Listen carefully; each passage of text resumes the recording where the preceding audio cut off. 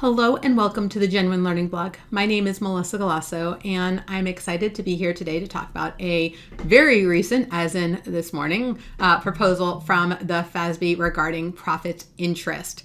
So profits interest is an interesting area. Instead of giving equity interest for an organization, they get a percentage of future profits. And so as a result, the term profits interest is actually not even defined within GAAP.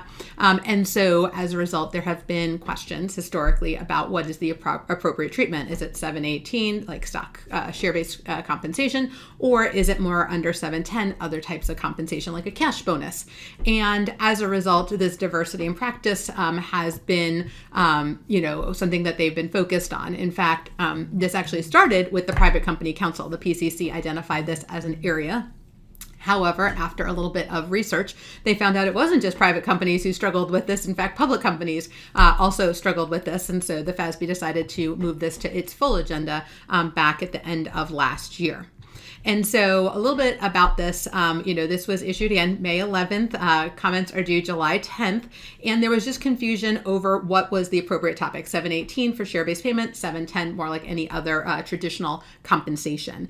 And they wanted to clarify, this way we'd reduce diversity in practice, et cetera. And so very, very narrow. And so because of the change from the PCC alternative to really the full FASB, taking this on as an agenda item, it applies to all reporting entities that account for profits interest awards as compensation to employees in return for goods and services.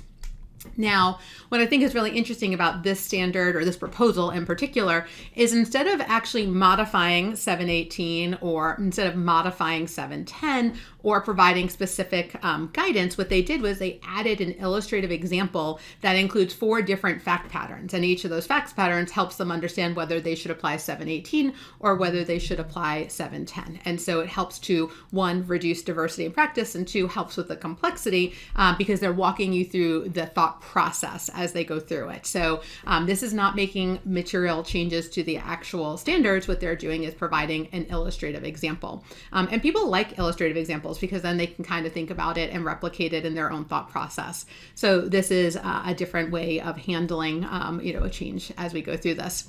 Now, they haven't set an effective date based on the standard.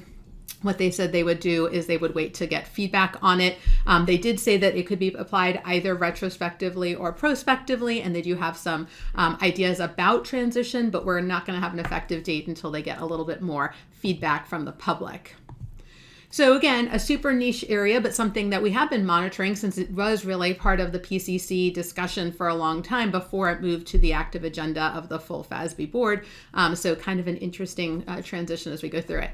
So if you are interested, you have just a couple months to provide feedback to the FASB with respect to this area. So hopefully you can give FASB some feedback as they look to learn a little bit more. And does this, this fact pattern really help address the diversity in practice? So that's a wrap on this week's blog, and we hope to see you on a future blog. Have a great day, guys. Bye-bye.